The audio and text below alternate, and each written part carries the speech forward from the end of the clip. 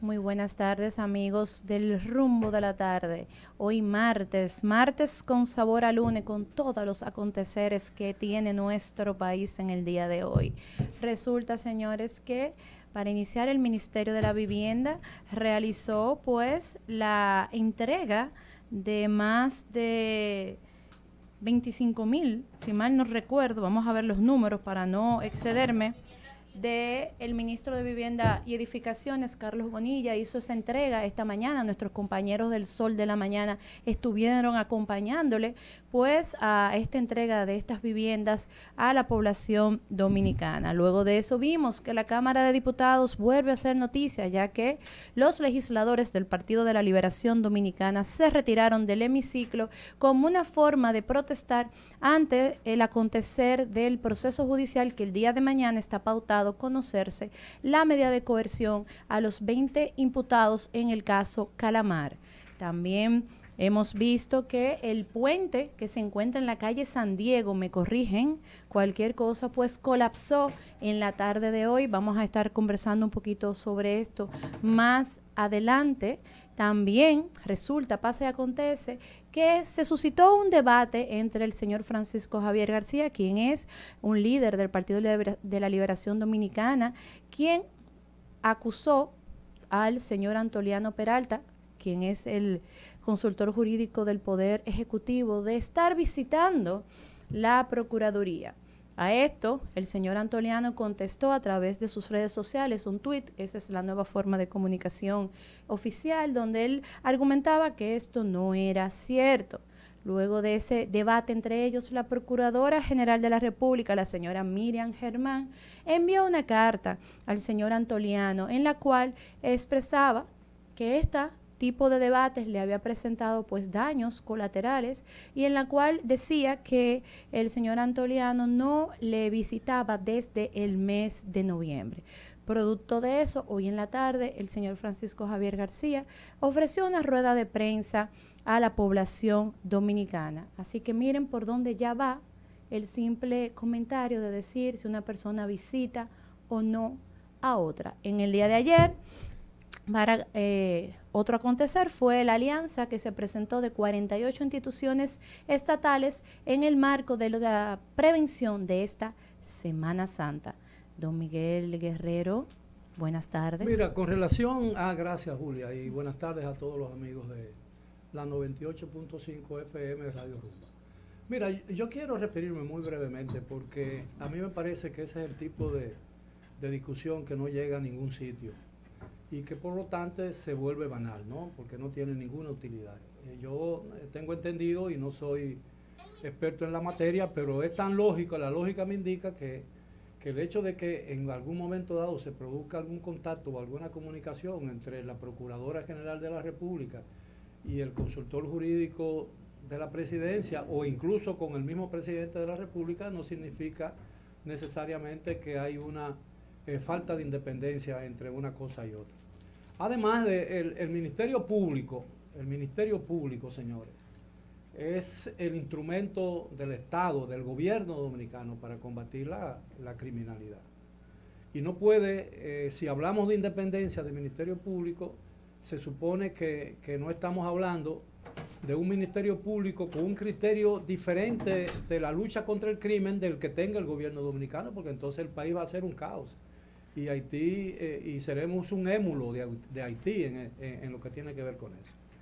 Mira, evidentemente ha habido un tema en la persecución contra la corrupción del gobierno anterior. Hay mucha selectividad y eso de alguna manera le quita valor a lo que está haciendo el Ministerio Público. Y yo en lo que a mí concierne particularmente, yo no critico el hecho de que se persiga y que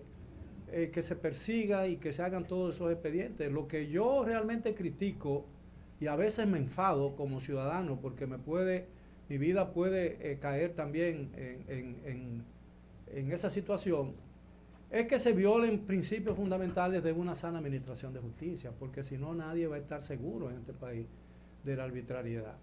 Y además, como dicen todos los prestigiosos abogados, los abogados realmente de ejercicio en este país, penalistas y de cualquier otra especialidad dentro del derecho, han dicho y sostienen sistemáticamente que la prisión preventiva como coerción es la excepción, no la regla.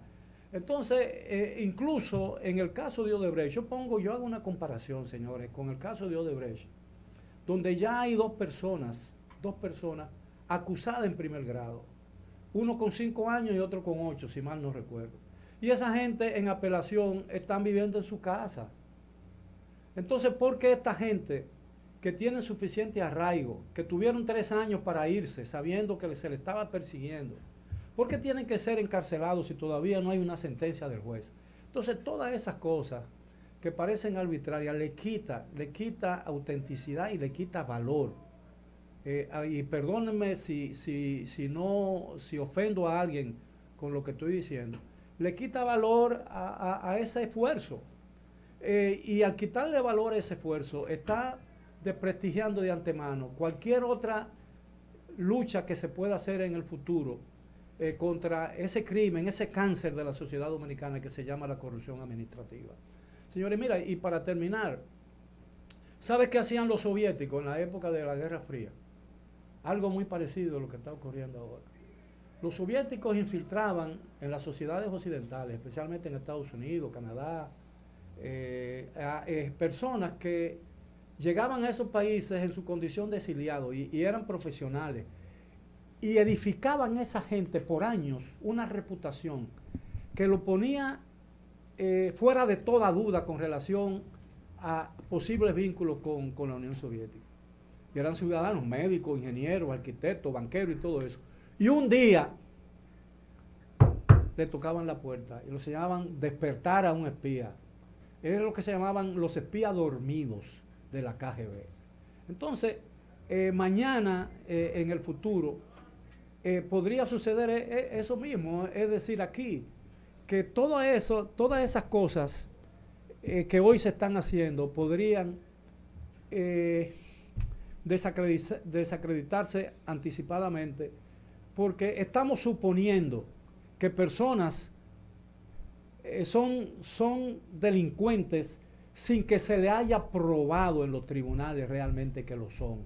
Entonces yo creo que no hay necesidad, como no hubo necesidad de reprimir el intento de protesta que hubo el domingo pasado, con todos esos presidentes y jefes de gobierno todavía en el territorio nacional, que fuera la última impresión que se llevaron de la República Dominicana, además del concierto o la velada artística que le dieron, en la que no se tocó ni el Negrito del Batey, ni ¿cómo se llama? Aquel disco merengue que a mí me gustaba mucho. Bueno, tú no sabes el que me gustaba mucho, porque dice, el que habla del empalizar.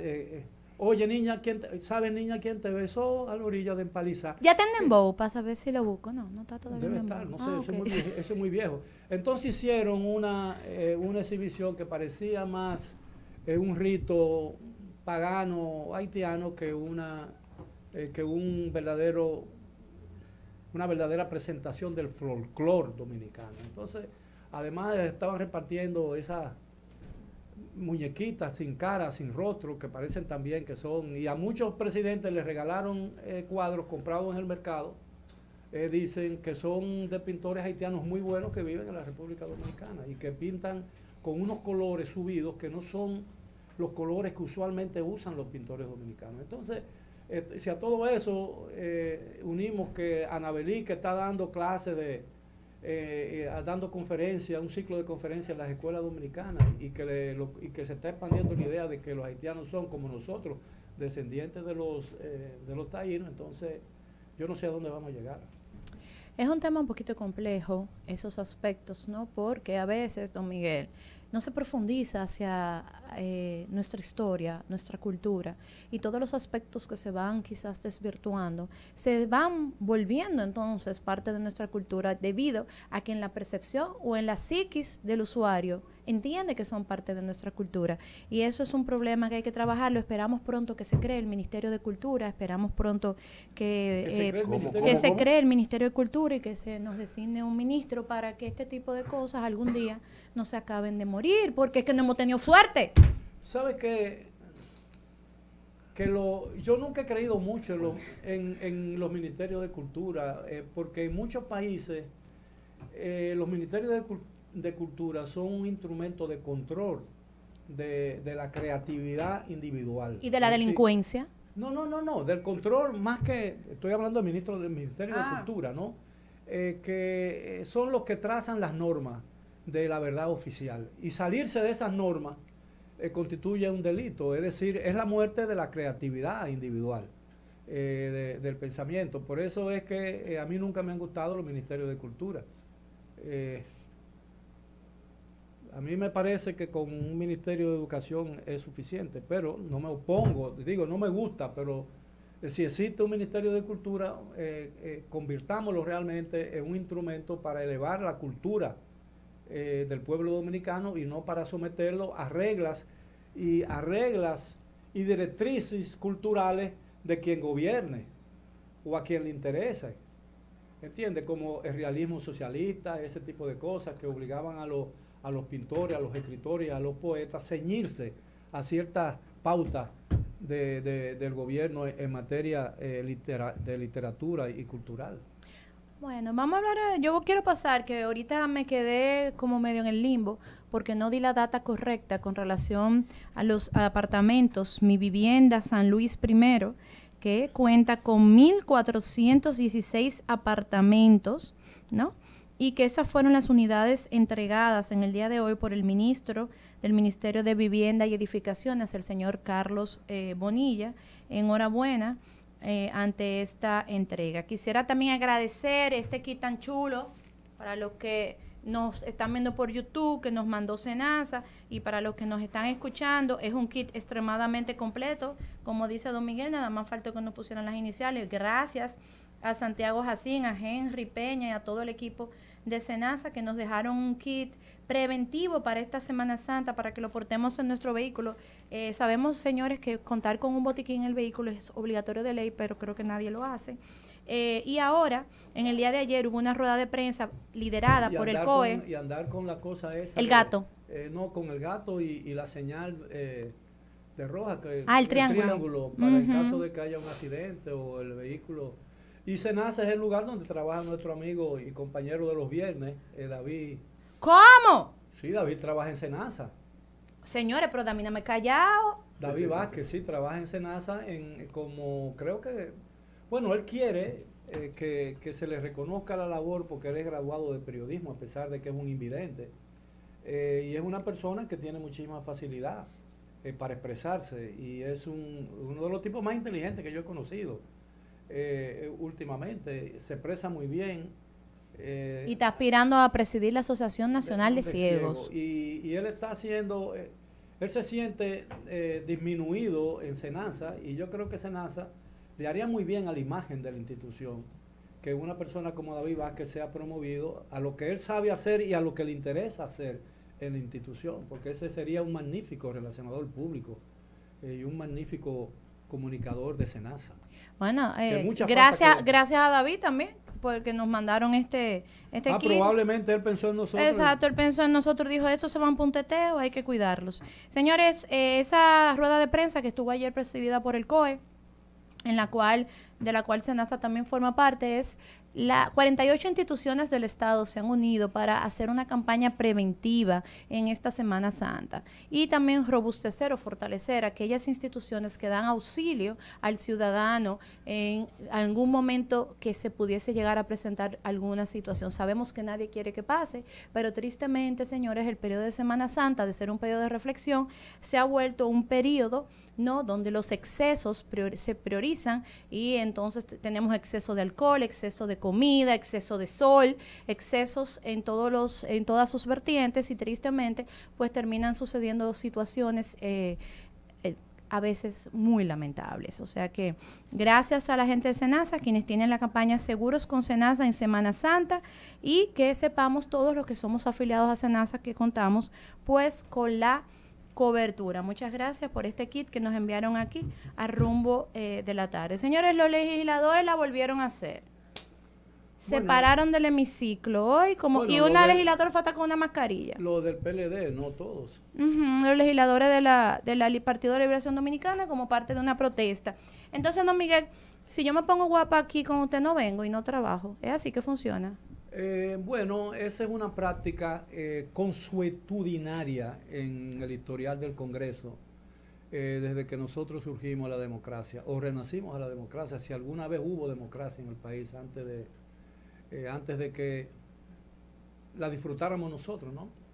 Una democracia muy defectuosa, imperfecta, todavía incipiente, dicen muchos, pero democracia al fin, que nos permite venir aquí a una emisora de radio, en el caso mío tuyo, en el caso tuyo y en el caso mío también escribir en un medio periodístico conforme a los valores en los que creemos, sin temor a represalias del Estado. Por eso a mí me parece abominable una frase que se ha hecho muy popular en este país en los últimos meses, en ocasión del tema de la persecución de la corrupción anterior, que es que duerman con ropa. Cuando yo escucho esa frase, me recuerda un famoso dicho de Winston Churchill que decía que en una democracia, y creo que lo he comentado aquí en otras oportunidades, en una democracia cuando escucha tocar la puerta de tu casa a las 5 de la mañana, sabes que es el lechero, no la policía. Entonces cuando uno escucha eso de que duerman con ropa en una forma burlesca, en una forma como de advertencia. Despectiva.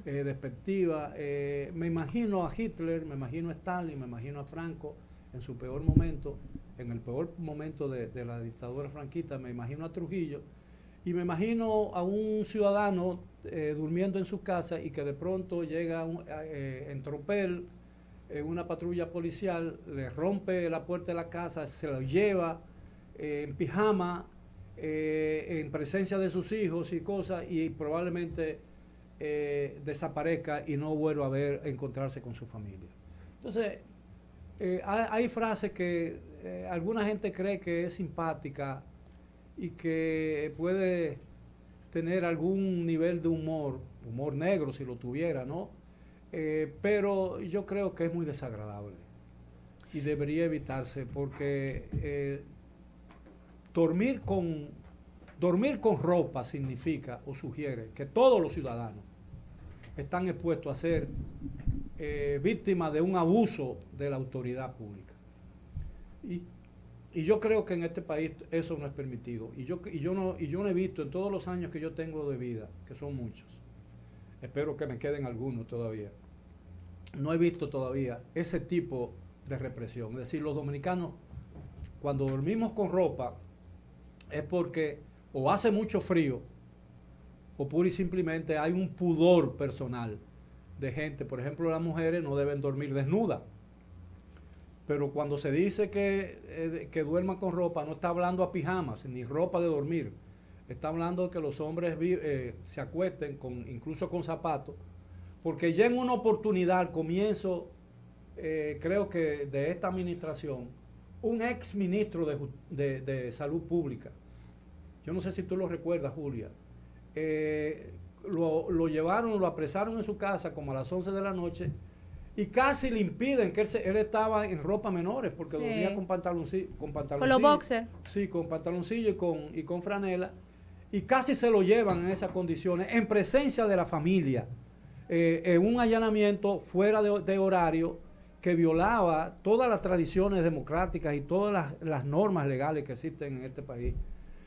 Y a veces cuando uno ve eso, uno se deprime porque uno dice, bueno, en el tránsito hacia una democracia o hacia un gobierno que garantice la tranquilidad de la familia dominicana, uno ve muchas veces avances importantes, pero ve también retrocesos muy deprimentes. Entonces, esos son los casos en que uno observa con mucha lástima y mucho desaliento que ocurran ese tipo de cosas sin necesidad. sin necesidad, porque toda esa gente que ha sido detenida y que fue en un fin de semana, detenido un sábado en la noche, un domingo en la madrugada, como tú bien has dicho, gente que tiene aviones y que tiene, bueno, que tiene mucho dinero y que se pudo haber ido durante estos últimos 3 años, porque sabía que estaban siendo objeto de una investigación, que cada vez que lo citaban, se presentaban tranquilamente ante la fiscalía. Aquí estoy, ¿qué es lo que pasa conmigo? ¿Qué es lo que me están investigando? Como pasó con el Rubio, el oficial, que yo nunca lo he visto en mi vida. Ese hombre fue 3 veces a la fiscalía, y el día que asaltaron, porque fue un asalto, el día que allanaron su casa, esa misma tarde él había estado en la fiscalía y se fue, lo soltaron para ir a su casa en la noche a buscarlo. Entonces, cuando uno ve eso, uno tiene que indignarse. Bueno, y estamos construyendo una sociedad de odio y no nos estamos dando cuenta. Así es. Una sociedad de odio, ¿por qué? Porque el que es víctima del atropello genera un resentimiento en su ser, porque es un ser humano. Su familia genera un resentimiento en su ser, claro, porque son seres humanos. Y la sociedad también se resiente. Entonces empezamos a generar unos estados de crispación social, que ahí es donde se va aumentando el círculo de la violencia. Todo este tipo de efectos colaterales, como bien señalaba la magistrada en su carta, que ahí quiero caer con usted, don Miguel, de que me parece, particularmente a mí me parece, que tanto el consultor jurídico del Poder Ejecutivo como la magistrada Miriam Gemar sobredimensionaron, ¿no?, las declaraciones del señor Francisco Javier García y la empoderaron. ¿Por qué razón? Bueno, porque si usted no ha ido, yo no tengo por qué decir que yo no he ido. Que usted diga eso de mí, que soy el consultor jurídico del Poder Ejecutivo, y ya usted no es más que un simple ciudadano, dirigente de un partido político, y yo cojo a contestarle a usted, yo no lo estoy elevando y lo estoy empoderando. Bueno, no, es que él es el ex ministro de Turismo, pero ahora mismo el señor Francisco Javier García es un ciudadano, es un dirigente político. Sí. Entonces, porque un dirigente, cada vez que un dirigente político diga algo, yo voy a salir a contestarle por un tuit, siendo yo el consultor jurídico del Poder Ejecutivo. Pero a pesar de eso, yo creo que a mí me parece una exageración pensar que por el hecho de que la Procuradora General de la República, que es la que se supone que debe dirigir la lucha contra el crimen del gobierno que la designó, porque ella es una funcionaria pública. Yo no vería nada pecaminoso que ella se reuniera con el consultor jurídico y se reuniera incluso con el propio presidente de la República, porque si yo fuera presidente de la República, 1, 2 y 3, Dios no lo permita, y además nadie lo va a querer en este país que yo sea presidente de la República. Por razones, porque este pueblo es muy inteligente. ¿Entiendes? Entonces, a pesar de todo. Pero yo digo, si yo soy un presidente de la República y yo quiero saber lo que está pasando en la lucha contra el crimen, ¿a quién le voy a preguntar? A la Procuraduría. Yo le voy a preguntar. Malo es que le pregunte el DNI. Sí, claro, a la Procuraduría, claro, que tiene que ir a preguntarle. Yo le preguntaría perfectamente, mire, yo estoy escuchando por ahí que ustedes que se están violando muchísimos principios o cualquier cosa, o que le pida un informe. Porque el presidente tiene que enterarse. Claro, de primera mano. El presidente tiene que enterarse de las cosas que está haciendo la Fiscalía y la Procuraduría General de la República, porque lo que publica es un medio. Entonces estamos perdidos. Entonces en eso yo no me equivoco y yo no llego a esos extremos. ¿Entiendes? Es decir, yo no veo nada malo, nada pecaminoso, que en un momento dado, incluso el presidente levante el teléfono y le pregunte a la Procuradora General de la República, he escuchado que está haciendo esto, ¿usted me puede explicar qué es lo que está pasando? ¿Qué lío que usted tiene allá afuera, que está la policía? Explíqueme, ¿qué fue lo que pasó? Claro, bueno, para eso es para preguntárselo a la policía, pero pero preguntarle, él tiene pleno derecho, y el consultor jurídico, porque se supone, hasta que demuestren lo contrario, que la Procuraduría General de la República es el brazo de lucha contra el crimen del gobierno dominicano, cualquiera que sea el gobierno. Entonces, pero todo eso es resultado de las cosas que se están haciendo, subalternos de la señora procuradora, que incluso un día ella expresó por una carta de respuesta a una subalterna de ella su inconformidad con una decisión, con la desobediencia de una orden suya. El problema es que el presidente, para mí, cometió el error de no hacer distinción entre la Procuradora General y su subalterna, porque la designó en un mismo decreto. En una misma foto. En una misma foto, la juramentó en la misma ceremonia en Palacio, como si fueran dos funcionarios del mismo nivel. Y entonces yo creo que ese fue un terrible error del presidente de la República, que la sociedad civil celebró con goce aquí un día. Cuando yo vi eso, yo dije, bueno, yo no soy experto en esa materia, pero a mí me parece que no es lo correcto, ¿no? Que no es lo correcto.